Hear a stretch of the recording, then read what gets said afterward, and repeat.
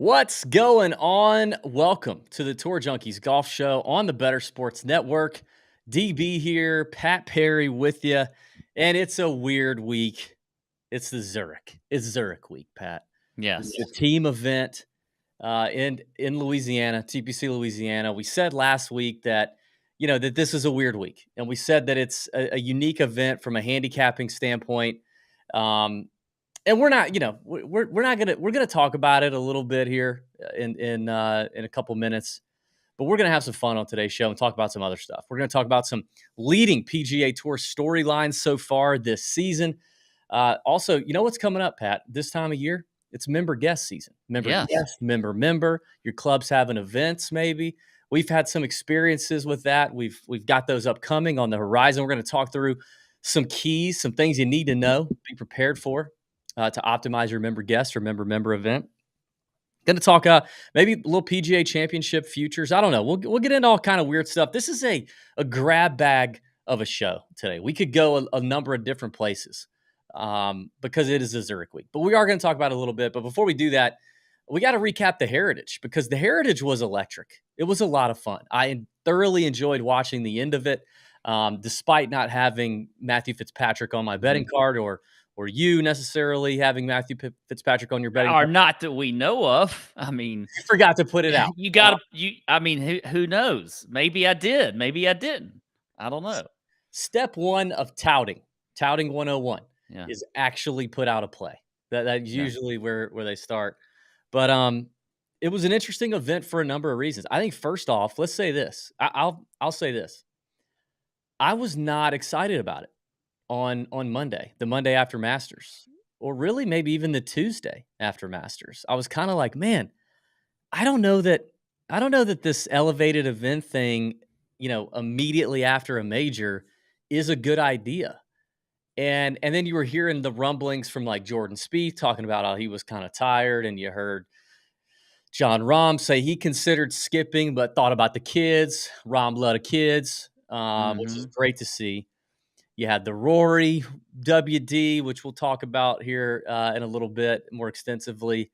So it just kind of felt like this was a bad idea, I think. But then to me, it turned out to be a great idea. Would you agree? Did you kind of 180 on this thing? I did. I absolutely loved it. And I was excited to have a tournament this big and with this good a field right after the Masters. It really got me excited.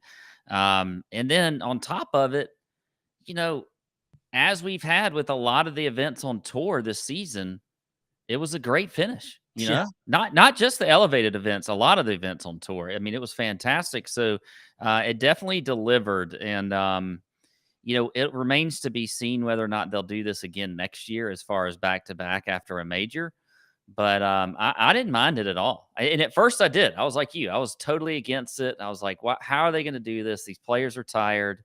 Jordan Spieth tells everybody he's freaking tired after the Masters and then almost wins, which this is golf. This is what happens with golf. Don't ever listen to what the players tell you because it's just, I don't know about that, but I mean, listen to what they tell you, but this is an example of sometimes, you maybe read between the lines a little bit. It wasn't like Jordan has been playing that bad anyway. So, it's not jujitsu. It's freaking golf. Like yeah. it's not that hard, right? But yeah, I think this tournament was awesome. I mean, I love the RBC Heritage anyway. It's a fun event to watch. I'm not crazy about playing the golf course. We've played it a few times. We talked about that last week, but I enjoyed watching the pros play it. I enjoy the shot value that Pete Dye gets out of that golf course, and that a guy like Brian Harmon can be up there alongside guys like John Rahm and Scotty Scheffler and those boys. So it is fun, and I think it brings a lot of value for that. The last few holes and the playoff were fantastic. I watched every minute of it. Those boys were dealing, and Jordan missing those two putts. I mean, just barely missing those two putts. It felt like he was. It felt like he was fully in control, but it also felt like which is this. Hey, this is. It's been a minute since we've said this. Even though Jordan has flashed some good, really good form lately, and even had some good consistent runs, he still has felt like Jordan Spieth, right? But I think in that playoff was the first time I felt like, I don't think Jordan's gonna do anything stupid here. I think Jordan is gonna continue to throw darts. He's gonna continue to be confident off the tee. He's gonna make good putts. I wasn't sweating him missing a short one or, making some bonehead decision or really awful shot. But the more as he kept missing those putts, I just kept saying like, man, you just keep giving this guy in Matthew Fitzpatrick another opportunity to get one on you. And dude, the guy almost holed out from the fairway on the final hole, on the final playoff hole, hit it to 5 inches, and Jordan hits it long, and it's over. Yeah, I Jordan to me is starting to look like the old Jordan Yeah, again, and as a matter of fact, and I would say that if we're talking a big three, we may have to slide Rory out and start to move Jordan in there if he wins a major this year, and actually probably could go ahead and do that right now. And I'm a big Jordan fan and I'm a huge Rory fan also, but Jordan's getting to that. He's getting that swagger back. You know that little gif, little video where that football player's, I got that swagger back. I got that swagger back. That's what I feel like Jordan's doing. okay. We're already off the rails I here. don't This know is what what that is. I wanted to do this for the Zurich Classic. I don't know if I have I don't know if I have the gifs have audio. I've never heard the audio version of that. Yeah, there's an audio version of it. We Okay. might have to. Well, yeah, there's an audio version of the video. I mean, Pat, it's a bold claim, and I think I agree with you on the first part that you slide Rory out. I don't think he's in the big three. I think there's really a big two, Well, I agree. Yeah, I would say you're right. and But then there's Jordan's getting everybody close. else. But I mean, ahead of Jordan right now in the world golf ranking is Rory at 3, Cantlay at 4. Going to talk a lot about him today too. Xander Schauffele at 5, Cam Smith at 6, and Max Homa at 7, with Matthew Fitzpatrick at 8. So I mean, while I agree with you on Jordan Spieth, Max Homa's won more recently, and has also played well in big events. But if you had to choose between just those players in a major down the stretch, the way they're playing right now, who would you put your money on? To me, it would probably be Jordan in over a Xander. in a major, you're right. I think I actually trust Jordan over any of those guys right now, which is something we've not said lately. Yeah. I mean, I just think, Xander to me is, I mean, as good as he is and as consistent as he is, which is one of the reasons he's up there, he's not really threatening in a major. Cantlay, whatever, and obviously Fitzy's up there too, and Fitzy's won a major. So I mean, he just beat Jordan. But I feel like Jordan kind of let that one go. Like he had that one on the first playoff hole. He had a shot there to win it. And but fantastic tournament. Yeah, but I Really mean, was. Fitzy played, went into the day He with a did. lead, and he shot under par. He threw, I mean, those shots on 17, the one in regulation and then the one in the playoff, to a back left pin, um, with very little, with trouble left of that green, and very little room, very little green between the flag and that trouble, both in regulation and in the playoff. I think he started the ball at the flag, drew it 2 yards, and hit it to 10 feet on the short side of that flag, just in total command of his golf ball. And it was something to see. What's maybe more impressive than Matthew Fitzpatrick's play, because I mean, listen, I was out on Fitzpatrick last week. I said, yeah, I know he loves Harbour Town. He's played well here before. The Masters was the first week all of 2023 that we've seen the irons look like they looked last year when he was hot, because the irons have been terrible up until the Masters. He did something. He figured something out before the Masters, hit him well at Augusta, and then continued that on. And I was just wanting to kind of wait and see a little bit. So, bad decision on my part. Impressive for him. What is more impressive is his girlfriend. Yeah. Well, Matthew Fitzpatrick, like, what Invisalign Fitzpatrick, adult braces Fitzpatrick, or whatever's going on. I mean, no offense. I mean, I get it. Like, if you grew up in England, the word on the street is, you guys don't care about your teeth over there. So, I mean, you just didn't get them fixed at a young age, and props to you for getting them worked on now. But he's just the nerdiest little guy, and he's probably super nice. He's probably a good time. He's obviously rich.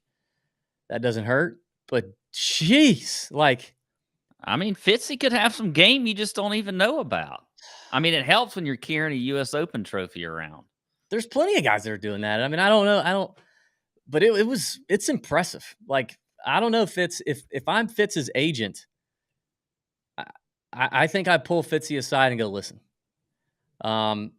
you better lock that up. Yeah. She's now gotten some Lock camera it up. time. Lock it You up. know, she's gotten some camera time. She's probably got you probably got fellow pros sliding in DMs and stuff. Like, you're gonna need to lock that up, pal, if you want to, if you want long term. So Yeah. uh quite impressive. I would say, there's a handful of guys that are there's a handful of guys that are have definitely outkicked their coverage more so than others on the tour. Patrick Cantlay would be another one. But Fitzy and Cantlay, very impressive for what they're working with. Yeah. Um, so anyway, I don't have any much else to say about Fitzy other than that. Now, talking about Patrick Cantlay though, Pat, it's a week where he played well, came close again at Harbor Town. He's hitting the ball well, but that's not what anybody's talking about. Patrick Cantlay has now become public enemy number one on the PGA Tour, on course PGA Tour, because of slow play. Everyone's talked about it. Everyone's raging about it. All the big, the big Twitter accounts, the journalism accounts, no laying ups. All those guys are going hard at Patrick Cantlay. Now it's translated to on course taunting. I've seen a bunch of stuff. The one of the funniest videos was the Happy Gilmore comparison that it took Happy got the ball in the hole faster than Cantlay. It took Cantlay to do it on, and they got the side by side video. He's taken a long time, and he's not getting penalized. People started talking about it at Augusta with John Rahm and Brooks Koepka waiting on the tee a bunch, and now the conversation continues yet another week to the Heritage. I want to show this video. Let me see if I can get this going, and I'm only going to show a part of it because it's a long video, as you can imagine. It's talking about Patrick Cantlay, but this is from Beer at the Turn on Twitter, and Cantlay's hitting a shot out of the woods here.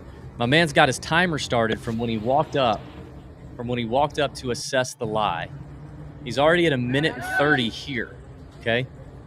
He's standing over it, doing whatever this is, backs back up. I'm going to fast forward to the end when he finally hits the shot, and look at the camera from my guy. 2 minutes and 50 seconds from the time Patrick Cantlay walked up to that golf ball. It's a tough scene for Patrick Cantlay. What do you think, Pat? Yeah, I mean, I agree. It is, and slow play in general is a tough scene. You and I personally are pretty quick golfers, and we always have been. But I do feel like there's a little bit of I never like when one guy gets a target on them, because there's a lot of guys on the PGA Tour who are slow, and to taunt one of them is a little much, in my opinion, as far as golf is concerned. I think, yes, you need to make examples out of the people who are slow. But there are many other ones on tour that are slow. I mean, I had people sending me pictures from the event this past week, and they saw, caddies sitting on their golf bags waiting. These pictures came the same day that Cantlay was playing, obviously, but before he was playing. But they insinuated it was actually Cantlay, but it wasn't. It was just other people on tour that are being slow. So, yes, if you want to make an example of one person, I get it. But in general, you got to address the whole problem, not just make it about one guy, because it's not about Cantlay. There's a lot of players that are slow out there. I mean, look at, if I watch Sam Bennett at the Masters a lot. He's in college. He's not even on the tour yet, and he was slow. And he played with Brooks Koepka and he played with Gary Woodland the first 2 days, and I could tell both of them were a little frustrated with his slow play. But nobody says a word about Sam Bennett, and I get it. I mean, he's a young guy, and he's, but he was super slow if you watched him. They probably didn't show him well, I guess they did the first couple days because he was almost leading the Masters. But there's more than just Cantlay out there. So I think that, yes, it's justified, but let's not just like center it around one person. I mean, it's funny. Some of the stuff's funny. I thought his tweet was funny. He made a hole in one and he basically said, "Hi, look, I'm playing fast," which is true. I mean, it is. That's one way to play fast, is just, hit it in the hole. But again, I think the whole and people will tell you they don't put anybody on the clock. They just don't seem to do it. So why are we aiming it only at Patrick Cantlay and not at the tour or tour officials, and them not? It's not Cantlay's fault that they're not putting him on the clock. Yeah, it's not his fault. Yeah, I bet he changes it up when they do. I don't. Yeah. I agree with you a little bit. I think it doesn't. It doesn't do Cantlay any favors that he's not super personable, at least in public. We've talked to guys who are closer to Cantlay, and it seems like Cantlay's actually a pretty cool guy, and I think he's pretty funny. I think he's super smart. He's very intelligent, is what we hear. And I think he's so intelligent that he also, his approach to his fame and popularity is, I'm going to keep my head down, play really damn good golf, and give people very little to talk about outside the ropes, which is his thing, and that's fine. But he's not doing a bunch of the extra stuff like a bunch of other guys tend to do. And so the public perception on Cantlay is just kind of a boring, stuffed up, stuffy golf guy. And for the guys pounding silver bullets in the crowd late on a Saturday afternoon, they're going to swarm Patrick Cantlay, and they're going to attack because he's not as likable as if this were a guy like Jordan Spieth doing this, which Jordan Spieth's had his issues with slow play too. So I don't think that does Cantlay any favors. I also don't think it does Cantlay any favors that he's really freaking good. If he sucked, what if Martin Traynor is really freaking slow? Yeah, nobody knows. Because you know why? Because he plays 2 days a week when he gets in the tournament, and then he's home by Friday afternoon, and he rarely does anything any good. So Cantlay's on camera all the time because he's freaking good. And he's playing in big groups and marquee groups and late on Sundays and late on Saturdays when people are watching because he's good. So I think you're right. There's a lot of people that suck, but ultimately I also agree it's not 100% Cantlay's fault yet. But when the tour, if the tour finally decides to do something, then he's going to have to pick it up, and hopefully they do, and hopefully he will. I do think that the more and more crowd sourced timing, like the dude holding up his phone and the clock, the more of that goes on and goes viral, the more pressure it puts on the PGA Tour. And it's very interesting when that starts to happen. I feel like the tour's going to have to respond. We'll keep talking about some of this stuff. The Rory issue we want to get to. We're going to preview the Zurich Classic here in just a second. Going to take a quick break. Tour Junkies Golf Show on the Better Sports Network coming back. Front Yard Fantasy, weekdays at 3 Eastern on Better Sports Network. Our great friend, Britt Flynn with Fantasy Alarm, and as the host of the Lightning Round podcast and the Herstory Pod with Women of Fantasy Football. Dawson Knox, what happened to him this year? Man, fell off. Right? It's just gone. It's disappeared off the face of the map. You think Dawson Knox can put together a comeback campaign here? Man, I don't know. I think that kind of some of the Gabe Davis hype and a little bit of that system change took away his targets. And I think that they're probably going to go out there and get a legit wide receiver too. So I'm not really expecting him to bounce back like he did 2 years ago. I think he's fine. I think he lives in the glob of tight ends. You know what I mean? Like he's not going to get better, but he's probably not going to get worse. And if you need a guy to plug in your roster who's got a shot at a touchdown, you grab Dawson Knox in that Bills offense. And that's a good point too. Like there's Travis Kelce and then there's basically everybody else. A glob of tight ends was such an accurate description. Yeah, he is firmly in that glob for me. Firmly in the glob. It was a little bit disappointing this year. He didn't take that step up, but now he has cemented himself as, I'm not trying to project a breakout for Dawson Knox. There's some safety in what he's going to provide, and you can stream him pretty much any given week if you want to. Jones gets hit, throws it left, caught by Slayton, down the left sideline, 15, 10, 5, touchdown Giants, Darius Slayton. Speaking of Darius Slayton, how are we feeling about this New York Giants wide receiving core this upcoming year? I think a lot of question marks there. Yeah, it's pretty much garbage right now, but if they were able to do it last season with what they had, I think Waller's going to open up a lot of different possibilities and avenues. So who knows? They could still be good, but I think they're going to invest heavily in the draft in some bona fide receivers. I think so too. You think you guys think Sterling Shepard or Darius Slayton can make their way to fantasy relevance this year? I can't see anything happening with Shepard after an ACL and then an Achilles. I mean, that's just seems almost insurmountable, and it really sucks because I love his story. Slayton, maybe, but if they go out and get somebody in the draft, I don't really think so. So when the hell did Sterling Shepard turn 30? Like, I just feel like he's still 26. On his birthday. Oh, thanks, Joey. But, like, he's the kind of player, it's probably because we haven't seen maybe complete seasons get put together with the level of hype that we've had for Sterling Shepard in the past that it doesn't, like, I don't view him as a failure. You know what I mean? We see some of these players in the NFL and it feels like they've gotten older even though they're not performing. I just view him as, like, hasn't broken out yet, but he's 30 years old. It's probably not happening. Make bets and follow your fantasy team while you buy, sell, and trade collectibles in real time. Only on Better Sports Network.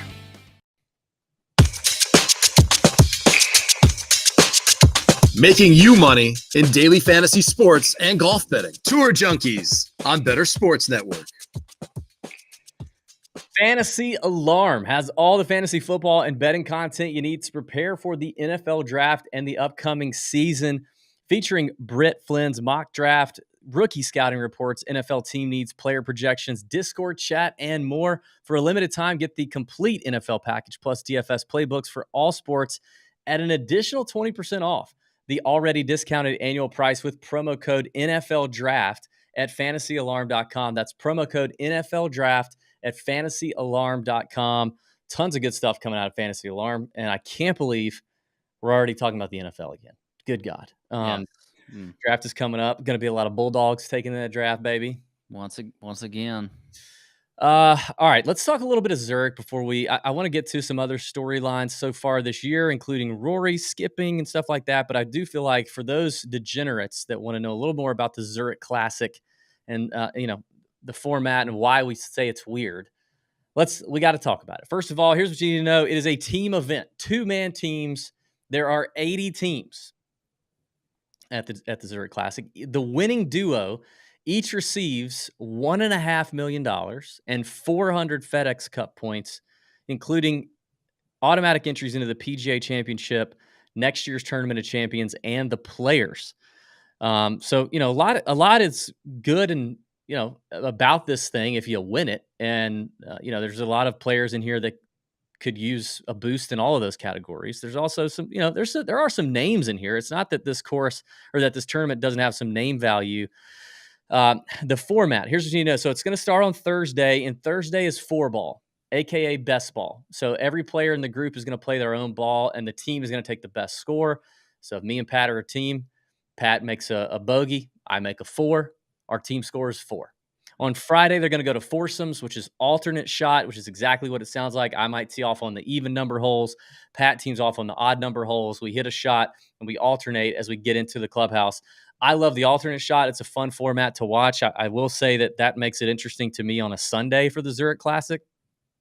The best ball is when they're going to go stupid low. Like these guys could, you take 2 really good golfers and you give them a chance to put up their best score on a given hole. Think about like Phil and Jordan's best ball on Sunday at Augusta when they both shot like 7 or 8 under. They probably would have shot, I don't know, like 12 or 15 under. Would have been crazy. And then after Friday, there's a cut. Only the top 33 teams and ties out of the 80 are going to advance to the weekend. And then Saturday goes back to best ball or 4-ball. And then Sunday finishes up with alternate shot.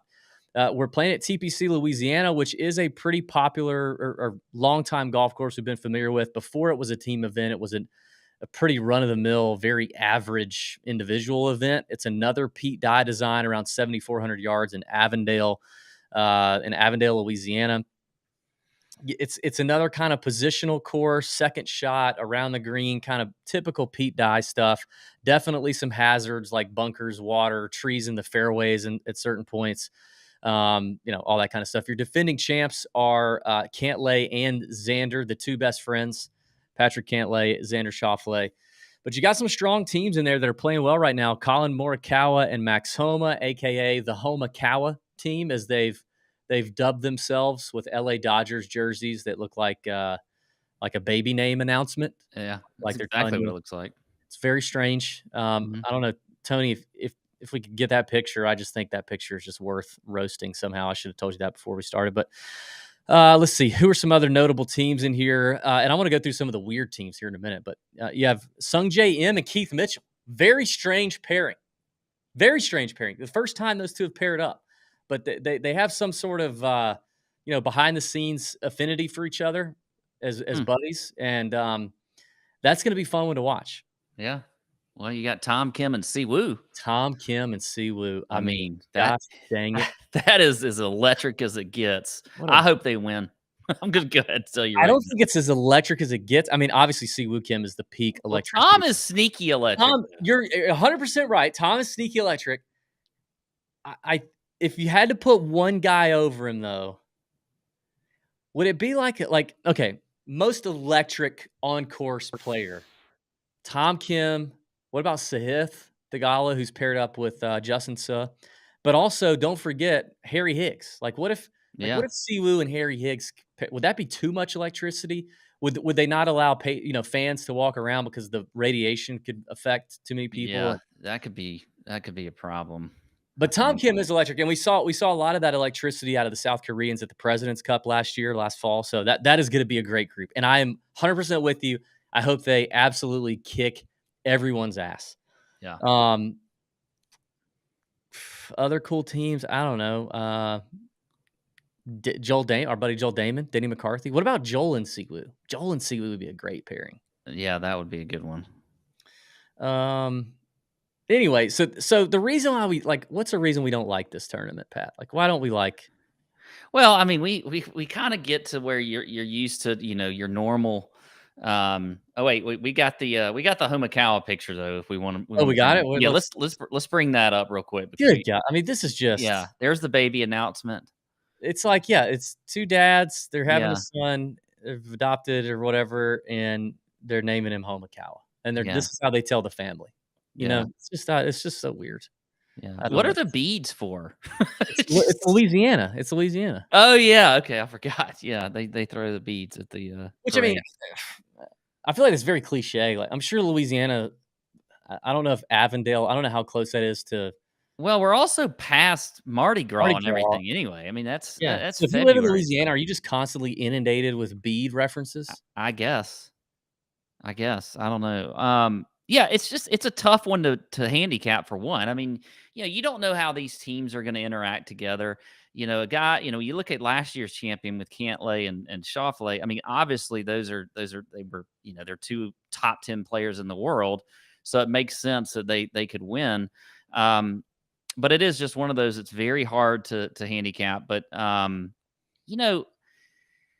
thing too is just knowing who's going to actually fare well together.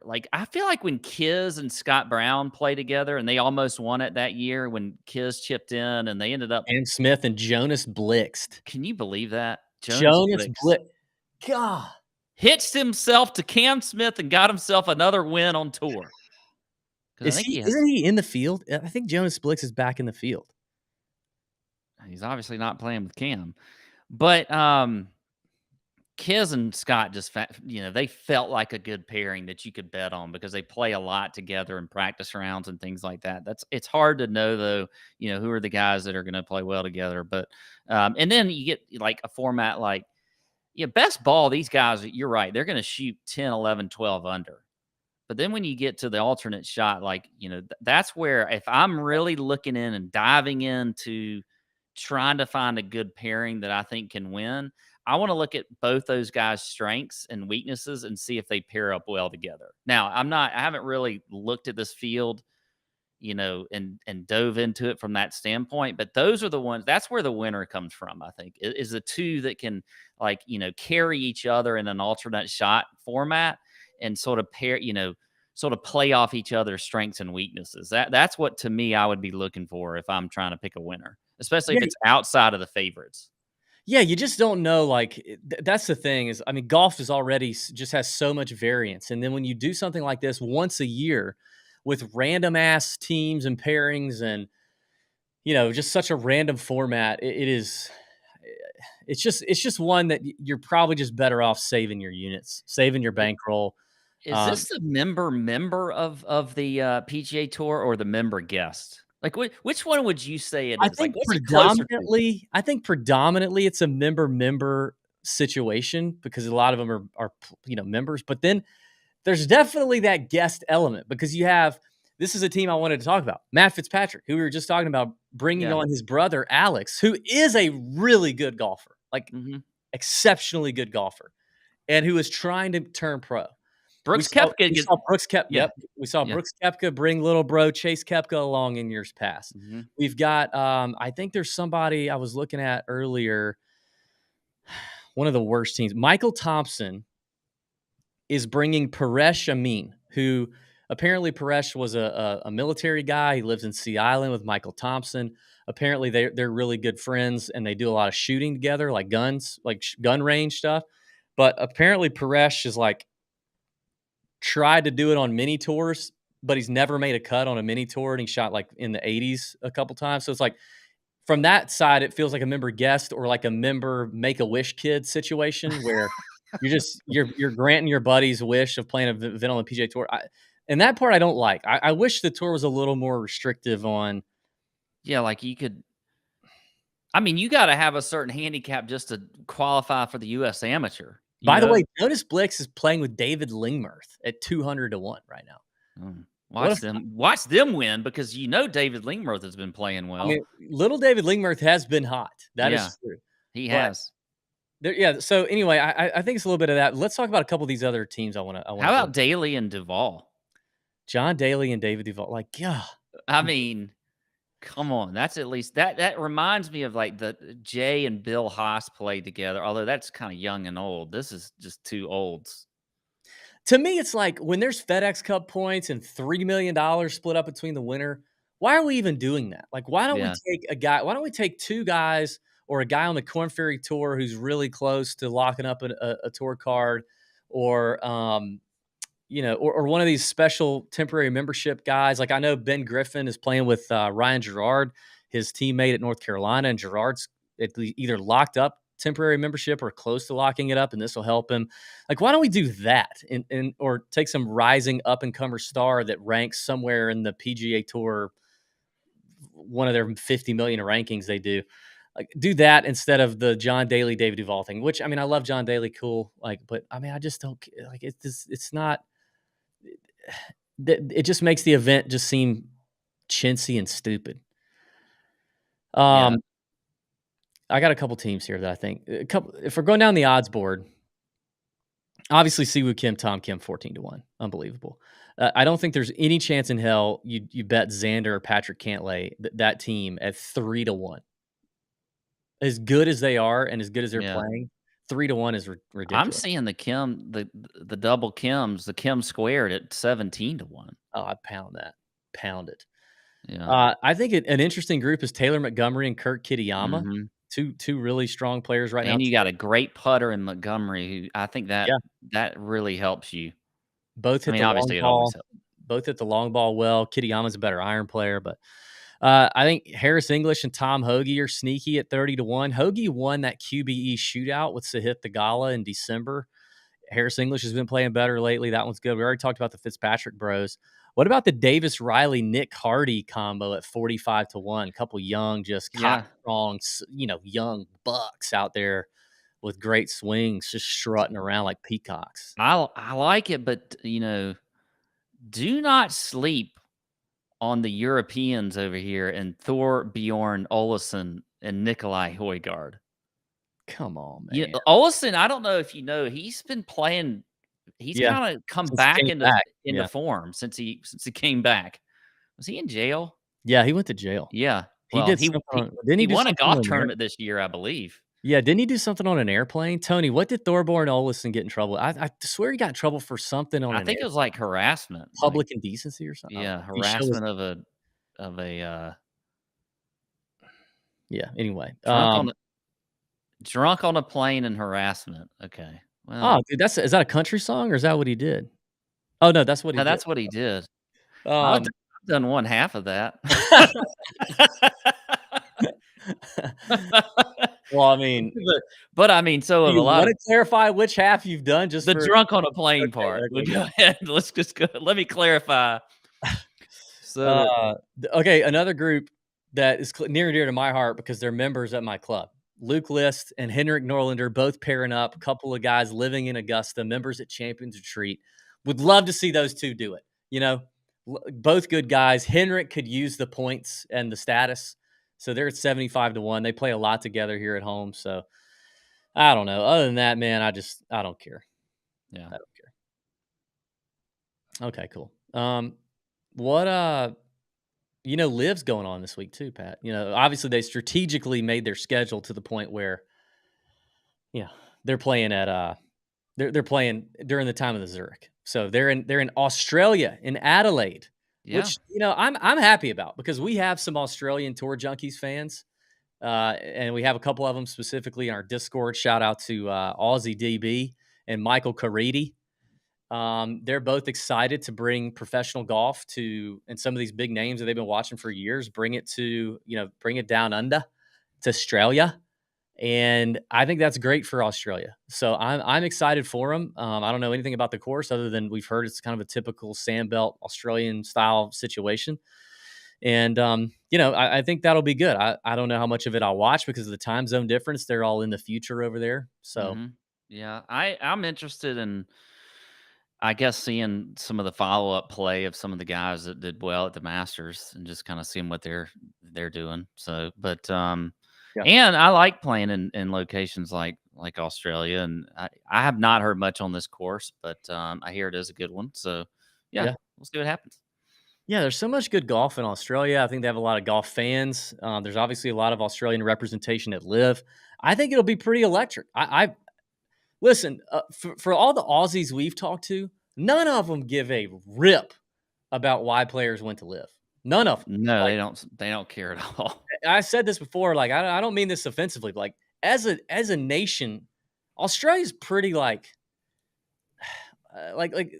there's not a whole lot of like high moral character that comes seeping out of Australia into other parts of the world. Like it's just they're not a real like holier than thou nation. They like to have a good time. They like to mind their own damn business and do their thing, and it's laid back, and people don't get offended super easily. And so like every Australian that we've talked to, and there's a handful of them on in our Discord, follow Tour Junkies, that have commented on our LIV videos, they are pumped that this is coming to their country, so to the continent of Australia. So it's good for them. Yeah. All right, let's take a quick break. We'll come back. We're going to talk a little bit about some of the storylines so far, the PGA Tour. I want to talk about Rory and maybe some member guest chatter. We'll see if we get to it. All right, stay right here. Tour Junkies Golf Show on the Better Sports Network.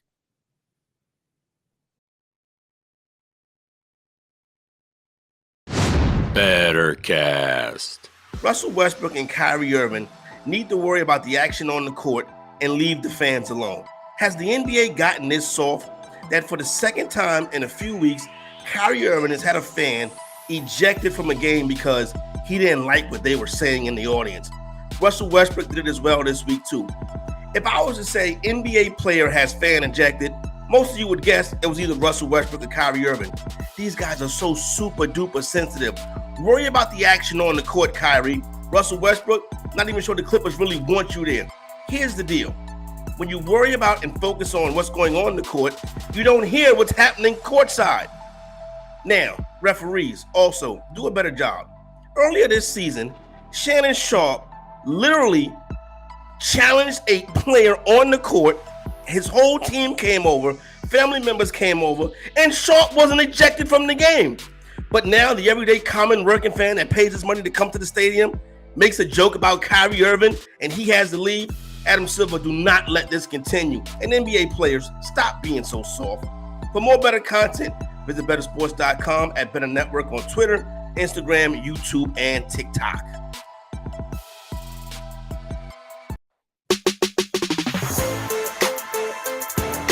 Now back to Tour Junkies on Better Sports Network. All right, welcome back to the Tour Junkies Golf Show, Better Sports Network.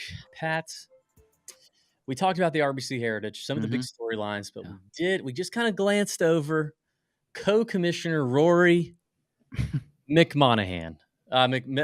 Sorry. Sometimes easy to confuse him with Jay Monahan. You are the biggest Rory Homer ass kisser on this show. I mean, I don't know if I would put it that way, but I just said earlier in the show that I'm moving him out of the top 3. So. Big step for you. But I mean, if you're, let me get your take on what he decided to do at the RBC Heritage, and then just your personal take. But then, if you're his PR person, what are you telling him to do when he shows his face next time? Yeah, I mean, look, he didn't give any reasons for skipping other than I think, obviously. Well, you could say fatigue from Masters Week, but really he shouldn't have all that much fatigue because he missed cut and he missed it early. So, really wasn't that. So I don't know. And then, of course, we do know he lost a lot of money, or he didn't really lose money. He gave up a chance to gain money, I guess you could say, by not showing there. But I do think it's a little bit of a bad look when you are part of a lot of the discussions of I guess in comparison to Liv and what Liv did with bringing out these elevated events and then skipping. I also think by skipping, you kind of miss out on a little bit of an opportunity that you can do what Fitzy did and win a golf tournament the week after a major that a lot of people are tired. A lot of people are, Fitzy said after he won, he said, there's a lot of energy that goes into winning a major and you are kind of tired, but then Hilton Head is a great week to relax. And, I had my family here. I had my girlfriend here who obviously we know because you've talked about her. You were at a loss for words talking about her, but it's a little bit more relaxing week. And then Fitzy, who struggled with his game and injuries most of the year, found it obviously. And so I think really Rory missed an opportunity to have a laid back week and, who knows if he would have made the cut or contended or whatever, but, gain a little more confidence. So not only do I think it looks bad from a standpoint of like you've been, carrying the torch for the tour for all these type of events and not showing, but I also think he misses an opportunity with his own game. So it's kind of a double whammy. So when he comes back to the next event that he plays in, I would like to hear from him, like, maybe some more reasons as to why you decided to skip. Is it, do you have some, Aaron Wise skipped the Masters for mental health reasons. Okay. I don't know if that's what Rory's skipping for because we don't know. He didn't say anything other than he's not playing, but I would like to hear some more reasons for it. And then, from there, we'll see what his play dictates. For Rory, it always is his play. Nobody's ever going to give him any passes because, other than, what are you doing at majors and how's your play? So we'll see what happens. That's a long answer to your question, but I do think I kind of answered it a little bit. And I didn't kowtow to Rory. I didn't just sit there and give you all this Rory love. I said, I challenged him a little bit. Do you think Rory's ego has a boo-boo? It could. It could. That's what I meant by mental health too. Kind of, it's like he's got a little. I mean, listen, I don't want to. You never truly know what's going on behind the scenes with almost everybody, much less a professional athlete who you've never met. So I don't want to say that there's no chance, because there is a chance that there's something greater going on that he's not told us about, that we don't know about him, and maybe we will, maybe we won't know about it. So I don't want to sound too calloused here. But the perception that I have of watching Rory for as long as we've been watching Rory is he's a pretty strong and stable kind of guy. Like he seems like a guy who, honestly, is pretty level headed. Has good. I like Rory. I know I like to play. I play the part of I bash him sometimes, but I like Rory. I think he's probably a good person. I bet he's a good dad, a good husband. Just seems like an overall good human being. Yeah. But I think he's butthurt. I think his ego is butthurt. He said he played 81 holes at Augusta National in his press conference before the Masters. He prepped more than he's ever prepped before. The pressure was greater than it had ever been before. He's in the big three conversation despite not winning the way that Rahm and Scheffler have been winning even prior to Augusta. The career Grand Slam is there. The Live, Rory, Reed, Rory against the world, PGA Tour versus Live stuff is there. Whether he meant for it to be there and he meant to be the one carrying the cross for Jay Monahan or not, it just. And then when he came out and he sucked and he didn't come close to even making the cut, really. I think his ego's hurt. And these golfers, professional golfers, are all they have big egos, even the best ones, the nicest ones, the best guys. And I think he's going to have to own it. If he comes out and does anything like sugarcoating or trying to make an excuse for why he skipped or whatever, if he does anything short of, you know what? I knew I was going to get penalized. I know I've been carrying the torch. I know that I was in the room when we all locked arms and put our hands in together, like Bayside in Delaware, and said all the best players have to play together and we got to be at these designated events and we can't miss them. I know I was there and I was the ringleader and I believe in that, but I'm sorry. Like it took so much out of me, and I had to be with my family, and I had to step back. If it's anything different than that, like you just got. I think you have a Rory problem also. Like you continuously talk about Rory, like you can't let go of Rory either. Like he's like because everyone's talking about him. But here's the thing. Like first off, like if you have somebody that's leading the way for the tour in discussions with events like this and elevated events, why is that a bad thing?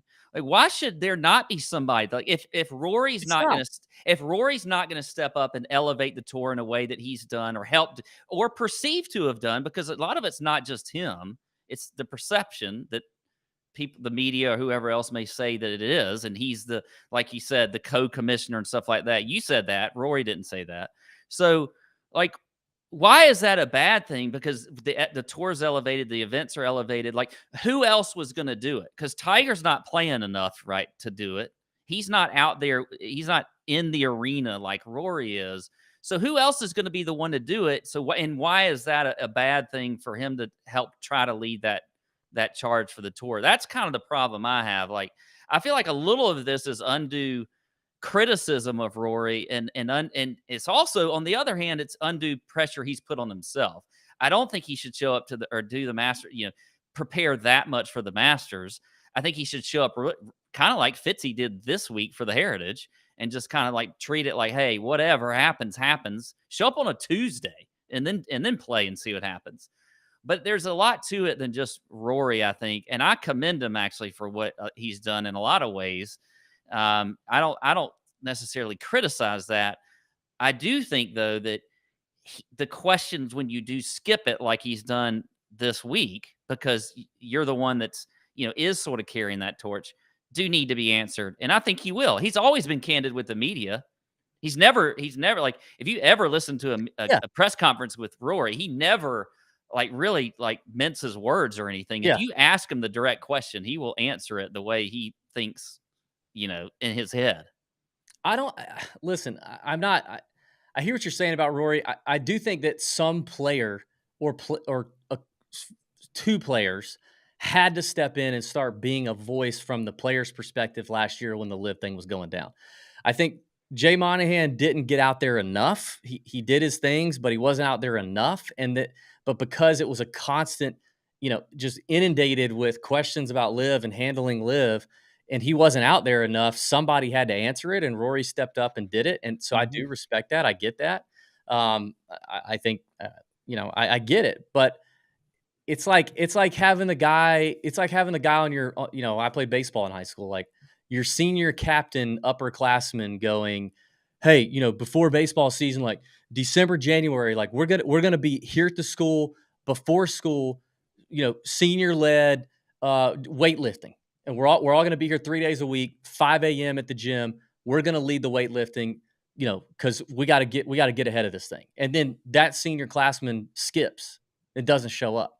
Like, yes, it's great that you step up and say that, and you want to lead this, and you want to lead the charge, and you want to be out in front, and you want to make change. but then don't skip. And he skipped the first one of the year. Well, with the Tournament of Champions. Then you also got to remember why it's a story, because it's the second one.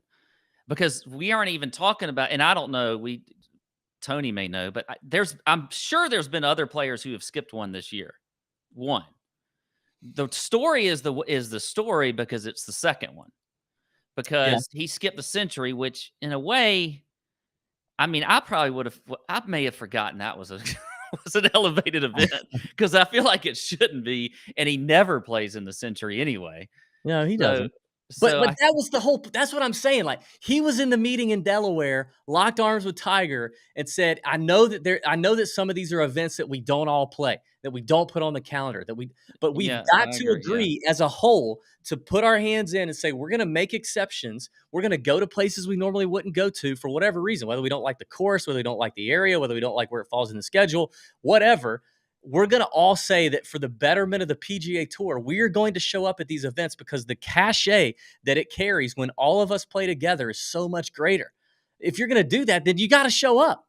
Like, I don't know. He can't skip another one. I'll tell you that. I hope he does. That would. Well, I'm pretty sure that the question will get asked the next event, and he will. Oh, yeah.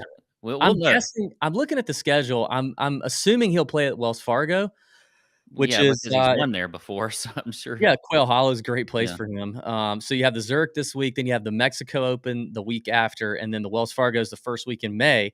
I assume he'll play there. He'll obviously skip the Byron Nelson, because why would he play the Byron Nelson? And then we'll see him again at the PGA.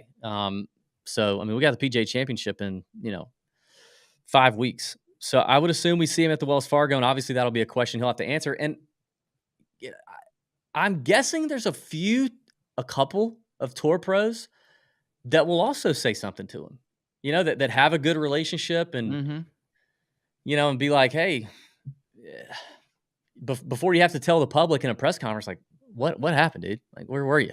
Yeah. We don't like fielding. I mean, they were asking Xander. I mean, I think Xander said something about it. He had a quote saying like it wasn't great, like these guys are having to field questions about it.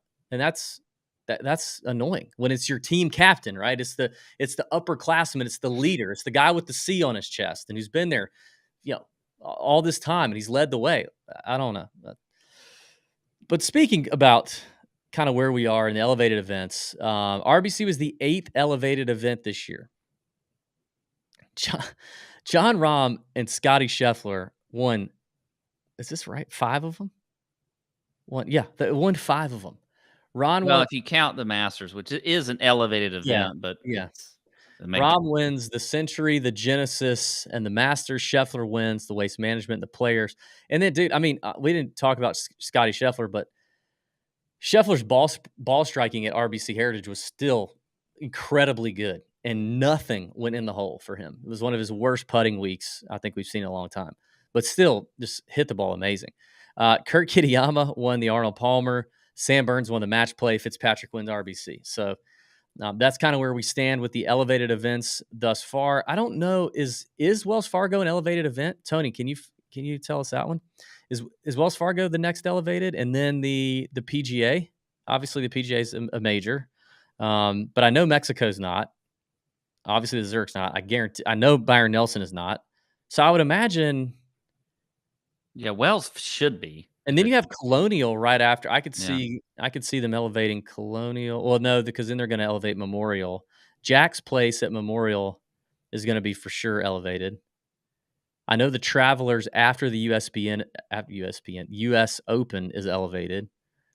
So I bet it's Wells. Yep, Wells. Yep. So Tony said Wells Fargo is an elevated event. So for a fact, Rory should be there unless something really bad is going on that we don't know about.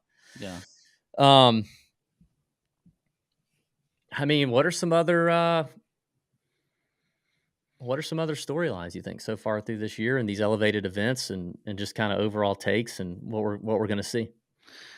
Well, I mean, I think that, one of the things you've noticed, obviously, just talking from a betting standpoint, with a lot of these winners that we're seeing in the elevated events, it's been like we've kind of lamented with all these favorites winning them, Rahm winning several of them, Scheffler winning a few of them.